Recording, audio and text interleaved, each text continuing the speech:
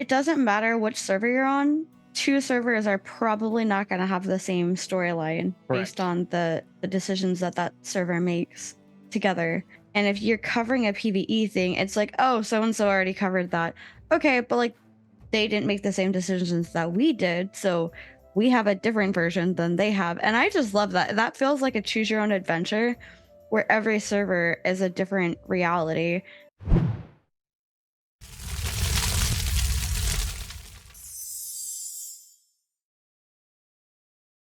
Well, let's follow the series of events and start off with the Steel Bloom Citadel.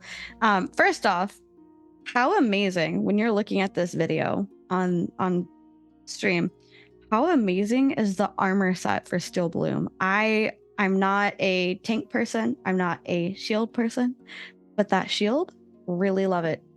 Super here for it. And I told Vertec as soon as I saw it, I was like, you're gonna want this set, I think. Yeah. She was not wrong. She was not wrong. Ember Steel, is that what it was called? The Ember Steel shield? Do I have that right? I don't remember now. I think so. Doc says, yeah, so Vertec doesn't bail on us again. Damn. Still feel bad about that. Wyon said that shield was gorgeous. Absolutely. And Vertec, if you don't mind shifting us into the other view, unless you're working on that right now. No rush. But yeah, the chest piece, everything. I don't know if you noticed. I rewound it and I sat there staring for a moment. I think it was like pulsing with gold. It's just so cool. Like lava running through it or something. Yeah. That was so cool. Hello, everybody, I love and that attention welcome to detail to to it. And another that, day to me, in Vera, and we have an exciting showcase for you today. Like, obviously, we are going to be getting, like, for the first pieces time ever, like, a look inside the Citadel of Steel Bloom, one of our glorious points of interest in the Riverlands area. To go through this, and I am joined for a little bit by the a group of amazing designers and a wild. Yep. No, it's not anymore. It's not. Yeah, so I think that would mean you'd have to do this a couple of times in order to, get those down, so you can make the armor sets. But that just, I don't know, it's so pretty and it's so awesome looking that I would want to do that to get the armor sets. The armor set? Like, yeah, like just this armor set. There's a couple of other armor sets that I'm like obsessed over too, but like I don't know, I love it.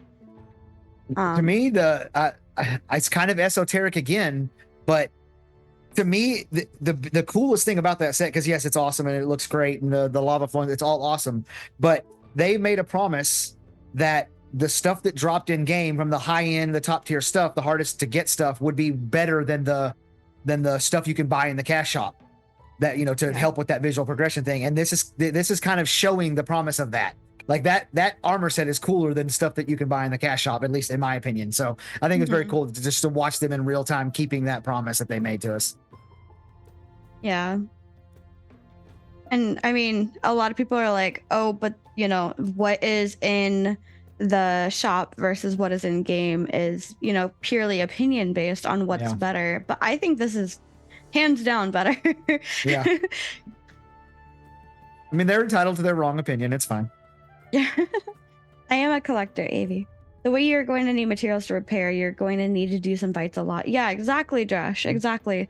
And I think that's an important point on this, is that like the way that they've built it and seeing this, like, because what we've seen Firebrand, we've seen Tumak.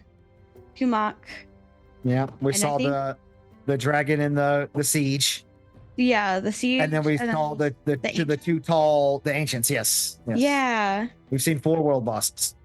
Which, let's talk about the ancient real quick, because we were having a little bit of pre-chat over on YouTube, and we were talking about how the ancient looked very similar to the ancients that people showed off for Alpha 1. And I was just saying, if you think about that, because I think that was like a whole mini boss or raid boss or what have you. And then this one ghost girl is going up against this. That kind of like gives context to how powerful she is and why we needed to summon her to help us. And I thought that was really neat. What are your thoughts on that?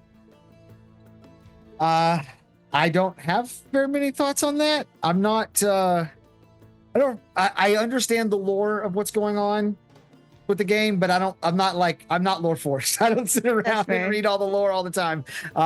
So I don't really have any specific thoughts on that. What about the world boss? With it was the two giant, tall, like treant like things, like pre-Alpha 1, and they were doing some knockback ability that was like knocking them off the cliff and out into the ocean, and they were having to like swim back. When Steven got yeeted. Yes, when Steven got yeeted. Like, what's that world boss? That was one of the ancients. That was one of the ancients. Okay. Yeah. That guy was crazy. Definitely physics were his friends. Yeah. Penumbra, I actually didn't notice the fire thing. The corruption bosses. The He Who Senders and the Sky or something. I think so. Yeah.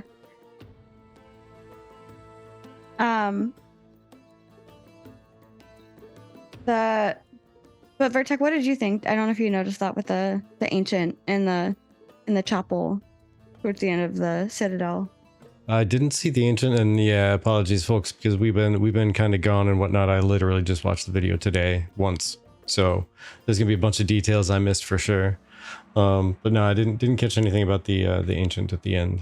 So it's kind of like when they got the Lady of the Rose and they went into the interior, they were fighting stuff while she was channeling.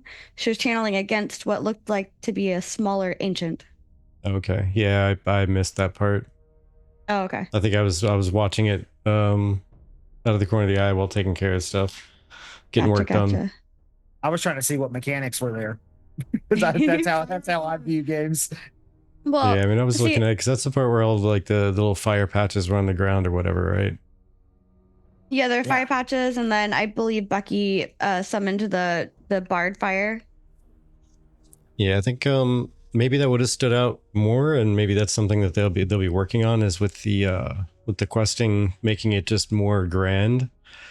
Because during that part, the parts that I was watching, it seemed, and again, Alpha 2, everything's in state of alpha, etc. Lots of stuff to fill in the blanks, and they're probably keeping a lot of the lore tight to the chest anyway. But there was no real explanation of what was going on, so I just saw a green lady walking upstairs, looking at a wall, and going, and that's what I saw with her. I mean, I think the story that they spoke about out loud was kind of cool. Yeah, I really liked it too. Vertic, did you find the Citadel just to be like underwhelming just in general? Well, I would say yes and no. Only underwhelming because of what the quest they were doing, and there wasn't actual like quest text to it and nothing outside of what they were describing. But what they described makes it sound like there's a lot more to that area than just what they were doing. And so if they were just dipping in, because it looked huge, right? It looked like it could be a monstrous thing. And they kind of dipped in one little corner and then up and out another corner. It's like, hey, look, there's this thing. Hee. Okay, that's it. Yeah. And the rest is still behind the curtains and behind the curtain. Yeah, behind the under construction. Yeah. Part of me thinks that maybe that was so that they could streamline it, because they're showing two things, right? So previously we've seen just Carfin. This one, it's Steel Bloom and this Firebrand boss, and they're tied together, which makes sense. So I think they were just trying to streamline it so it wouldn't be another 3-hour long stream, because Maggie was like, this is more of a normal length of a stream, not our three hours that we've been on lately. Yeah. I was going to say, I think the reason why I paid special attention to that fight between the two is, I don't know about any other people out there, but as a healer especially, I loved that you could heal the Lady of the Rose while she was fighting, not only casting it off against this ancient, but you were fighting off the horde. I really enjoyed that. It felt like we weren't powerful. We needed somebody who was powerful to channel for us, and we just needed to help however we could as a group keep her alive. Yeah. And the fact that you could heal her made me feel like there was like player agency in a way, because I always don't like it when there's like an NPC and their health is ticking down, and I'm a healer. My goal in this game is to heal people, and I can't heal the NPC, and I find it so stupid. So I really, really loved that was an option. And it was just kind of amusing to me because I was watching Steven completely ignore her for like a good period of time. And then I heard like a couple call outs of like, oh, she needs healing. Her health's a little low. And I was like, Steven, heal her. Steven, heal her. Steven, heal her. And he finally helped heal her. But I just thought that was a little funny. But no, I really liked that attention to that detail, at least for me. And Pockets, I missed the men change. I'm sorry. Like Vertex said, we caught so much, and I tried catching like the important parts of the thing. So I did not see the men to change. We will have to talk about that later. Even a blind squirrel finding that once in a while. So yeah, Pockets. I saw there was a character named Pocket, but spelled differently. Was that you in there? Was that you in there? I lost a man. Oh yeah, there was a Pocket in there. Yeah, I saw a Pocket, but it was spelled different. So I was like, "There's no way it's not the same person. It's totally different letters." No, but I got sound bites of Steven saying my name. There you go. Nice. Clever. As long as it's not Pockets, get out of the fire. Pockets, what are you doing? Get out of the fire. But here's something else cool. I don't know if you guys caught it. So the population, though, right? When you see them and he's looking at them, they're like fiery, but they're talking about how the type of population that is there changes depending on what's happening. So the fiery population that's there is because of the current event that was taking place. And that's a good way to keep an area the same, but refresh it a little bit with different mechanics and different things. What are your thoughts on that? I thought that was super cool. We talked a lot about this immediately after the stream whenever I went live with Burns again. It to me, and I've been saying this for quite some time now, PvE players in general, what I say is they are locusts or vultures. Like they literally hover above the carcasses of dead or dying MMOs and wait for the slightest bit of new content and then swoop down and fly off and leave the MMO worse off than it was. Like they're literally vultures.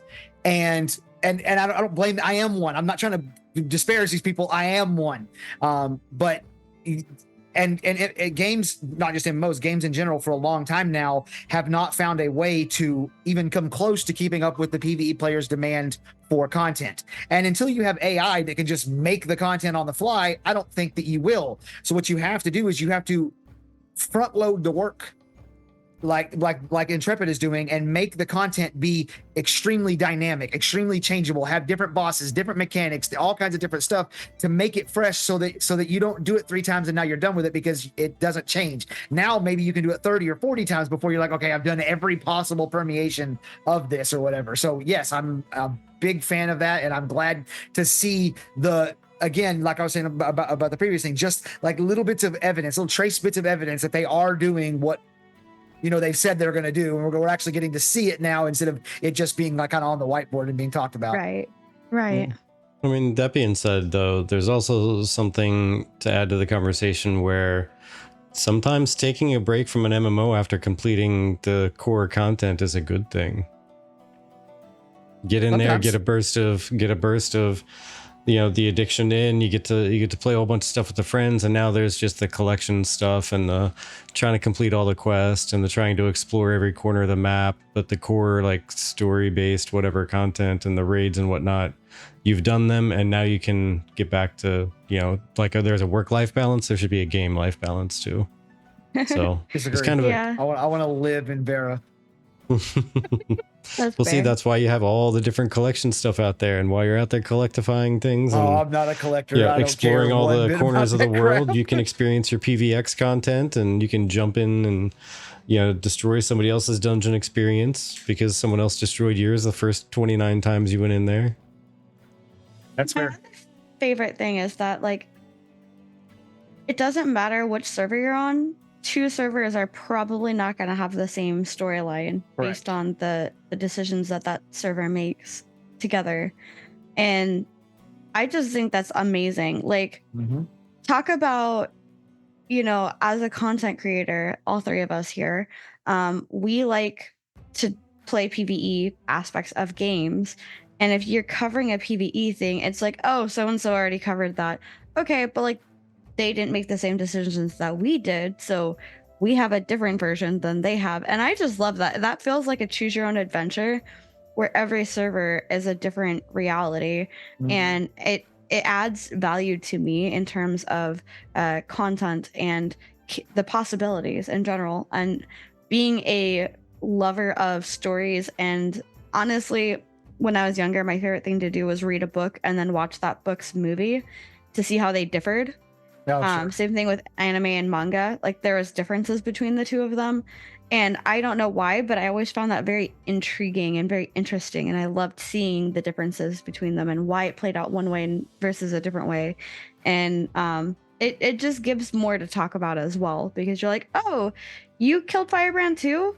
Oh, how did you summon him? Because we summoned him this way, and then we fought him like this, and like you guys fought him like that. That's so interesting. And there's like a lot more to talk about there besides like, oh yeah, same strat, that one thing. Yep, good strat. Like just call it a day, you know. But the same dungeon on the same server will change with time, let alone the same dungeon on another server. Same dungeon could have different mobs, so much more. Yeah, exactly. And this is another example of that. Like, let's say during Halloween season, Xillin, you may be on a different server than we are. Then you might have, let's say, the fiery, ghosty people, and we have skeletons. Like, that would be chill. That'd be super awesome. I'd love that. What events did we complete around that? I don't know. Maybe we accidentally awakened a lich, and then you are like, you know, the aliens who passed ages ago that are coming back for revenge. I don't know. But it's an interesting thing. And then seeing this build out further, it's just, I don't know. There's a lot there for me. I really like it. I like the idea of like this scenario has played through my head a few times. It's like you could have a personal intrepid developer develop a story just for you. If this scenario played out right, where you found an area, whatever, you did a quest line that only existed because the nodes in the area were the level that they were, and then some nodes leveled up and they locked out the nodes from leveling or whatever, and for a year or 2 years or whatever, those nodes were locked out from leveling, and so you were the only person to ever do that quest line. It's like you have your own, like there's an intrepid developer that spent 26 hours coding and coming up with that and all that stuff. And then you're the only person who ever did, or maybe 100 people do it or whatever. So I think that's a really cool concept for sure. Yeah, I agree. Sorry, we have somebody over here trying to sell us travelers. We don't buy travelers, thank you. Those are organic. But yeah, Vertec, what are your thoughts on all that? Just the uniqueness of the storylines and whatnot, and how they can flex and vary with everything. It's going to be bananas. It's going to be absolutely insane, because just like Xillin said, you can absolutely have, you know, a quest line that you're the only one who experiences it for some reason, shape, or form. But by the same token, there's the way Ashes is designed, there's also quite a bit of content you might not ever experience at all. Like you as the unique individual might not be able to experience it. Even down to raid bosses and world bosses, you might not be able to experience existing in the same space as one of them currently being alive, and for you to run up and bash your head against their knee because they just crush you. But they could just be down all the time. Who knows? But I mean, if you think about it though, too, like look at how expansive Vera is, right? And think about how expansive the Earth is. The reality is, we as people are missing out on so much of the world every single day because it's not by us. We didn't hear about it, or we hear about it like weeks or days later after it's already happened. And it's just, you know, a different part of the world from we are. And knowing something like that is going to be the case with Vera, it just, I don't know, I found it really interesting, but it's also kind of exciting. It's like you're part of this huge world, and you're not always going to be able to be part of everything because it's hard to be everywhere at once. Yeah. I mean, the fact is you're going to be left out of a lot of stuff just because of the world You just size. gave me a video title idea. What's that? The Ashes of Creation, the FOMO MMO, but it's FOMMO. FOMO. Fear. FOMO. FOMO. Fear of missing multiplayer online. Here we are. That's funny. AV says, talking about encounters at Xillin, the divine nodes are supposed to be able to be tunneled below and produce random procedural dungeons, I think. Or procedurally generated dungeons. Are those dungeons prepared to randomly pop up? And that was a man. You have to learn how to speak Steven, and so that was a here's something we've considered, and it's not even like fleshed out on a whiteboard yet, let alone coded and put into the game. So we don't know that that's what the divine nodes are going to have that, but that is a cool concept, and a lot of people have really liked it since they talked about it. So maybe that they will eventually get to that, but yeah, be nice. Yeah.